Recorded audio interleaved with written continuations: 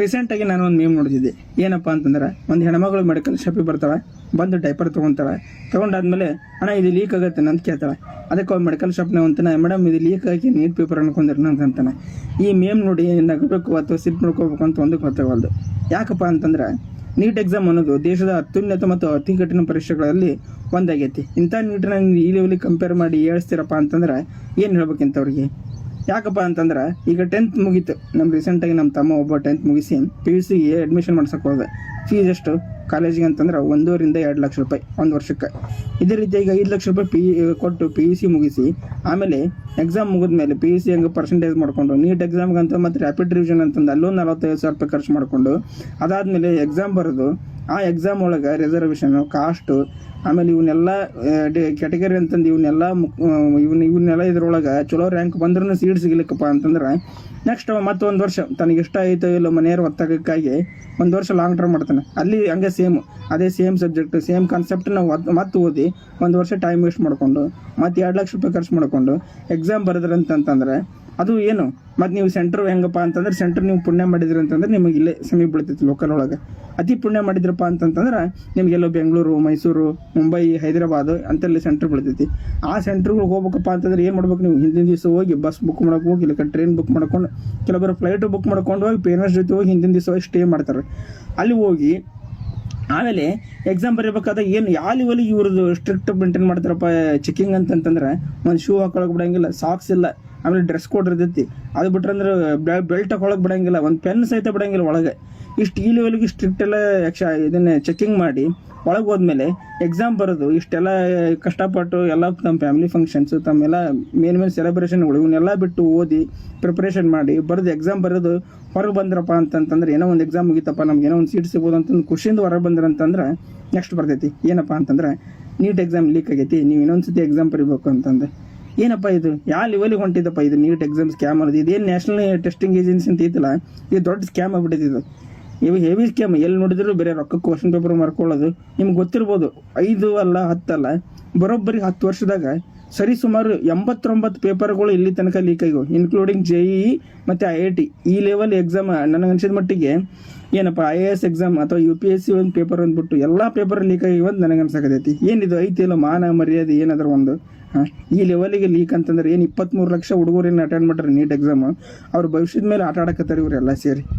ಸ್ವಲ್ಪ ಆದ್ರೆ ಏನಾದರೂ ಎಕ್ಸಾಮ್ ಬಗ್ಗೆ, ಅದ್ರ ಬಗ್ಗೆ ಎಕ್ಸಿಕ್ಯೂಷನ್ ಸಿಸ್ಟಮ್ ಬಗ್ಗೆ ಮರ್ಯಾದೆನ ಇವರೆಲ್ಲ ಪ್ರಪಂಚದ ವ್ಯಾಪ್ತಿದಾಗ ಇವ್ರು ತೆಗಿಯಾಕತ್ತಾರೆ. ಅಷ್ಟೇ ಅಲ್ಲ, ಇವು ಕರ್ನಾಟಕದ ಏನು ಕಡಿಮೆ ಇಲ್ಲ, ನಮ್ಮ ಕರ್ನಾಟಕ ಗೌರ್ಮೆಂಟದ ಏನು ಕಡಿಮೆ ಇಲ್ಲ. ಇವರು ಒಂದು ವಿಲೇಜ್ ಅಕೌಂಟೆಂಟ್ ಹಿಡ್ಕೊಂಡು, ವಿಲೇಜ್ ಅಕೌಂಟೆಂಟ್ ಎಕ್ಸಾಮಿಂದ ಹಿಡ್ಕೊಂಡು KPSC ಲೆವೆಲ್ ಎಕ್ಸಾಮ್ನಂತನೂ ಎಲ್ಲ ಪೇಪರ್ ಲೀಕು. ಒಂದಲ್ಲ ಎರಡಲ್ಲ.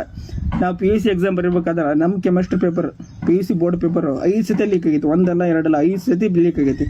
ಅದ್ರೊಳಗೆ 2-3 ಸತಿ ಎಕ್ಸಾಮ್ ಇಟ್ಟರು, ಲಾಸ್ಟಿಗೆ ಹೆಂಗೋ ಮಾಡೋ ಒಂದು ಎಕ್ಸಾಮ್ ಇಟ್ಟರು, ಅದು ಸಹಿತ ಲೀಕ್ ಆಗೈತೆ ಅಂತಂದು ಆಮೇಲೆ ಬಂತು. ಅದ್ರ ಮುಚ್ಚಾಕಿ ಏನೋ ಎಕ್ಸಾಮ್ ಮುಗಿಸಿ ಹೊರಗೆ ಪಾರಾಗಿ ಬಂದರು. ಈಗ ಹೇಳ್ತಾರೆ ಎಜುಕೇಷನ್ ಮಿನಿಸ್ಟ್ರು ಏನಪ್ಪ ಅಂತಂದ್ರೆ, ಸೆಂಟ್ರಲ್ ಗೌರ್ಮೆಂಟ್ದು ನೀವು ಒಳ್ಳೆ ಎಕ್ಸಾಮ್ ಒಳ್ಳೆ ಎಕ್ಸಾಮ್ ಬರೀಬೇಕಾಗತ್ತೆ, ಅದು ಕಂಪ್ಯೂಟರ್ ಬೇಸ್ಡ್ ಟೆಸ್ಟ್ ಇರ್ತೈತಿ, ಆದರೆ ನಿಮ್ಗೇನು ದುಡ್ಡು ಕಟ್ಟೋದು ಅವಶ್ಯಕತೆ ಇಲ್ಲ ಅಂತಂದೆ. ಅಲ್ಲ ಸ್ವಾಮಿ, ದುಡ್ಡು ಕಟ್ಟೋದು ಆಯಿತು, ದುಡ್ಡು ಕಟ್ಟೋದೇನು ಸೆಕೆಂಡ್ರಿ ಅದು. ಆದರೆ ಆ ಎಕ್ಸಾಮ್ ನಡೆಸ್ಬೇಕಪ್ಪ ಅಂತಂದ್ರೆ ಇಷ್ಟು ಇನ್ವಿಜಿಲೇಟರ್ ಬೇಕು, ಇಷ್ಟು ಸೆಂಟರ್ಸ್ ಬೇಕು, ಇದಕ್ಕೆಲ್ಲ ಆಮೇಲೆ ಇಷ್ಟೆಲ್ಲ ಖರ್ಚಾಗುತ್ತೆ. ಆಮೇಲೆ ಹುಡುಗರೆಲ್ಲ ವಾಪಸ್ ಇನ್ನೊಂದ್ಸತಿ ಓದಿ ಪ್ರಿಪ್ರೇಷನ್ ಆಗಿ ಬರೀಬೇಕಪ್ಪ ಅಂದ್ರೆ ಅವ್ರಿಗೆ ಎಷ್ಟು ಅವ್ರ ಪರಿಸ್ಥಿತಿ ಮನಸ್ಥಿತಿ ಎಷ್ಟು ಕೆಟ್ಟ ಹೋಗಿರ್ತೈತಿ. ಇದನ್ನೆಲ್ಲ ಯಾಕೆ ಯೋಚನೆ ಮಾಡಂಗಿಲ್ಲ ಇವು? ಇಷ್ಟೆಲ್ಲ ಒಳ್ಳೆ ಎಕ್ಸಾಮ್ ಇಡಬೇಕಂತಂದ್ರೆ ಸಿಕ್ಕಾಪಟ್ಟೆ ದುಡ್ಡು ಖರ್ಚಾಗುತ್ತೆ. ಅದು ಯಾರು ರೊಕ್ಕ? ಎಲ್ಲ ಟ್ಯಾಕ್ಸ್ ಕಟ್ಟಿರ್ತಕ್ಕಂಥ ನಮ್ಮ ಜನಸಾಮಾನ್ಯರ ರೊಕ್ಕನ ಈ ರೀತಿಯಾಗಿ ಮತ್ತೆ ಇನ್ನೊಂದ್ಸತಿ ಎಕ್ಸಾಮ್ಗೆ ಯೂಸ್ ಮಾಡೋದಂತಂದ್ರೆ ಏನಿದು? ಇದು ಸರಿ ಅನ್ಸುತ್ತಾ? ಇದು ಕರ್ನಾಟಕ ಗೌರ್ಮೆಂಟದಲ್ಲಿ ಏನಪ್ಪಾ ಅಂತಂದ್ರೆ ಎಲ್ಲ ಎಕ್ಸಾಮ್ ಲೀಕ್. ಬರೀ ಎಕ್ಸಾಮ್ ಲೀಕ್ ಅಲ್ಲ, ಇಡೀ ಹುದ್ದೆನ PSI ದೊಡ್ಡ ಸ್ಕ್ಯಾಮ್ ಆಗಿದ್ದು ಗೊತ್ತೈತೆ ನಿಮಗೆ. ಇಡೀ ಒಂದು ಹುದ್ದೆನ ಒಂದು ಜಾಬ್ನ ಮಾರ್ಕೊಳಕತ್ತಾರಪ್ಪ ಅಂತಂದ್ರೆ ಯಾವ ಲೆವೆಲಿಗೆ ಹೋಗಿತ್ತಪ್ಪ ಏನಿದು? ಒಂದು 5 ವರ್ಷ ಆಯ್ತು ಯಾವುದೇ ರಿಕ್ರೂಟ್ಮೆಂಟ್ ಇಲ್ಲ ಗೌರ್ಮೆಂಟ್ ಒಳಗೆ. ಗೌರ್ಮೆಂಟ್ ಇದೆಲ್ಲ ಯಾವುದು ಗೆಸ್ಟ್ ಲೆಕ್ಚರು ಬರೀ ಕಾಂಟ್ಯಾಕ್ಟ್ ಬೇಸಾಗಿ ತೊಗೊಳಕತ್ತಾರೆ. ಇದ್ರ ಬಗ್ಗೆ ಎಲ್ಲ ಮಾತಾಡ್ರಪ್ಪ ಅಂತಂದ್ರೆ ಏನಿಲ್ಲ, ಬೇರೆ ಸ್ಕೂಲ್ ಒಳಗೆ ಶಾಲೆ ಒಳಗೆ ಬುರ್ಕಾ ಪರ್ಮಿಷನ್ ಕೊಡೋದು, ಆಮೇಲೆ ಕೇಸರಿ ಶಾಲ್ ಬ್ಯಾನ್ ಮಾಡೋದು, ಆಮೇಲೆ ಜನಿವಾರ ಪರ್ಮಿಷನ್ ಕೊಡೋದು, ಶಿವದಾರ ಪರ್ಮಿಷನ್ ಕೊಡೋದು, ಬರೀ ಇದ್ರ ಬಗ್ಗೆನೇ ಇಂಥವು ಖಾಲಿಪಿಲಿ. ಕನ್ನಡ ಶಾಲೆ ಎಷ್ಟೋ ಶಾಲೆ ಮುಚ್ಚುಂಟಾವು, ಆಮೇಲೆ ಪ್ರೈವೇಟ್ದಾಗ ಎಷ್ಟೆಷ್ಟು ಲಕ್ಷಾನುಗಟ್ಟಲೆ ಫೀಸ್ ತೊಗೊಳಕತ್ತಾರೆ. ಇದ್ರ ಬಗ್ಗೆ ಮಾತಾಡ್ರಿ, ಇದ್ರ ಅಪೋಸಿಟ್ ಬಗ್ಗೆ ಮಾತಾಡ್ರಿಪ್ಪ, ಎಕ್ಸಾಮ್ ಲೀಕ್ ಆಗತ್ತೆ ಇದ್ರ ಬಗ್ಗೆ ಮಾತಾಡ್ರಿಪ್ಪ ಅಂತಂದ್ರೆ ಏನಿಲ್ಲ. ಬರೀ 10th ಎಕ್ಸಾಮ್ನೂ 35% ಇದ್ರೆ 30% ಮಾಡಿದೆ. ಆಮೇಲೆ ಕನ್ನಡ ಇದ್ದಿದ್ದು 175 ಮಾರ್ಕ್ಸ್ 100 ಮಾರ್ಕ್ಸಿಗೆ ಇಳಿಸಿದ್ನೆ. ಬರೀ ಇಂಥ ಕೆಲ್ಸಕ್ಕೆ ಬರಲಾರ್ದೆಲ್ಲ ಮಾಡ್ಕೊಂಡು ಕೂತಾರೆ. ಅದ್ರ ಬಗ್ಗೆ ಬಿಟ್ಟು ಇಂಥವೆಲ್ಲ ಮಾತಾಡೋದು ಬಿಟ್ಟು ಬೇರೆ ಧರ್ಮದ ಶಿಕ್ಷಣದೊಳಗೆ ಬೇರೆ ಧರ್ಮ ತೊಗೊಂಬಂದು ಮರ್ಯಾದೆ ಅಂತ ಹೇಗತ್ತೀರಿ ನೀವು ಎಜುಕೇಷನ್ ಸಿಸ್ಟಮ್ದೆಲ್ಲ. ಹಿಂಗಾಯ್ತು ಅಂತಂದ್ರೆ ಭಾಳ ಕಷ್ಟ ಐತಿ. ಇದು ನೀಟ್ ಎಕ್ಸಾಮ್ ಬಗ್ಗೆ ಮಾತಾಡ್ರಪ್ಪ ಅಂತಂದ್ರೆ education minister, central education minister ಅಂತಾರೆ ಮುಂದಿನ ತಿಂಗಳು ಎಕ್ಸಾಮ್ ಇರ್ತೈತಿ, ಕಂಪ್ಯೂಟರ್ ಬೇಸ್ಡ್ ಟೆಸ್ಟ್ ಎಕ್ಸಾಮ್ ಇರ್ತೈತಿ, ನೀವು ಅದನ್ನ ಆರಾಮ್ ಬರೋದು ಮುಗಿಸ್ಕೋಬೋದು ಅಂತಂದ್ರೆ. ಇದೇ ಕಂಪ್ಯೂಟರ್ ಬೇಸ್ಡ್ ಟೆಸ್ಟೂ ಲೀಕ್ ಆಗಿದ್ದು ಗೊತ್ತೈತೆ ನಮಗೆ. ಯಾಕಪ್ಪ ಅಂತಂದ್ರೆ ಲಾಸ್ಟ್ ಇಯರ್ ನೀಟ್ PG ಎಕ್ಸಾಮ್ನ 2-3 ಸತಿ ಪೋಸ್ಟ್ಪೋಂಡ್ ಮಾಡಿ ಜನವರಿ ಅದಕ್ಕೆ ಡಿಸೆಂಬರ್ದಾಗ ಇರಬೇಕಾದ ಎಕ್ಸಾಮು ಆಗಸ್ಟ್ ಒಳಗೆ ನಡಕತ್ತೈತಿ. ಈಗೆಲ್ಲ ಒಂದು ಅಕಾಡೆಮಿಕ್ ಇಯರ್ ಫುಲ್ ಚೇಂಜ್ ಆಗೋಗೈತಿ.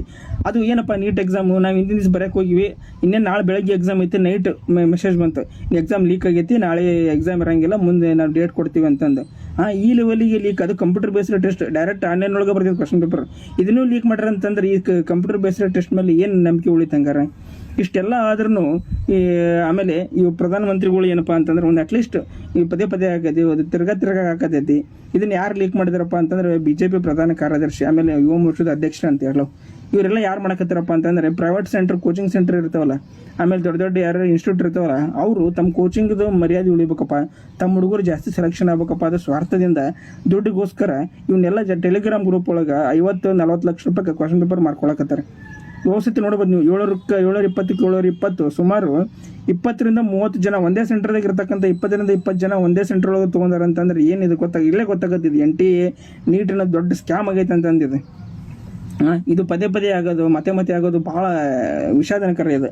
ಯಾಕಪ್ಪ ಅಂತಂದ್ರೆ ಇದು ಹುಡುಗರ ಮನಸ್ಥಿತಿ ಮೇಲೆ ಮತ್ತು ಪರಿಸ್ಥಿತಿ ಮೇಲೆ ವಾಪಸ್ 15ನೇ ಓದಬೇಕು, ಎಕ್ಸಾಮ್ ಬರೀಬೇಕಪ್ಪ ಅಂತಂದ್ರೆ ಅವ್ರ ಪರಿಸ್ಥಿತಿ ಬಹಳ ಕೆಟ್ಟಾಗಿರ್ತೈತಿ, ಮನಸ್ಥಿತಿ ಕೆಟ್ಟೋಗಿರ್ತೈತಿ. ಇಂಥ ಕಠಿಣ ಪರಿಸ್ಥಿತಿ ಒಳಗೆ ನಮ್ಮ ಪ್ರಧಾನಮಂತ್ರಿಗಳು ಒಂದೇ ಇದ್ರ ಬಗ್ಗೆ ಮಾತಾಡಲಿಲ್ಲ.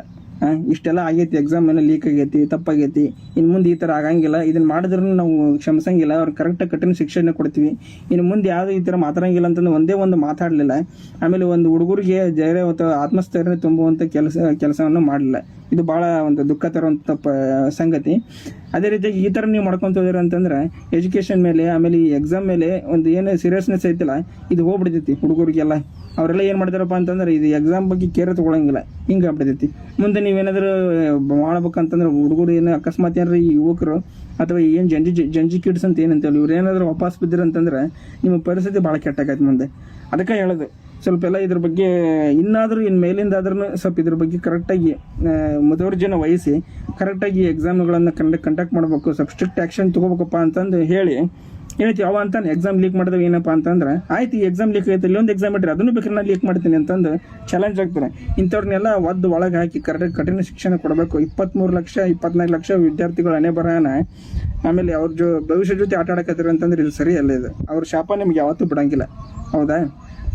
ಅದಕ್ಕಾಗಿ ಇನ್ನು ಏನಾದರೂ ಇದು ನೀಟ್ ಎಕ್ಸಾಮ್ ಬಗ್ಗೆ ಏನಾದರೂ ಕರೆಕ್ಟಾಗಿ ಹೇಳಿದ್ನಿ ಅಂತಂದರೆ ಈ ವಿಡಿಯೋನ ಲೈಕ್ ಮಾಡಿ, ಶೇರ್ ಮಾಡಿ.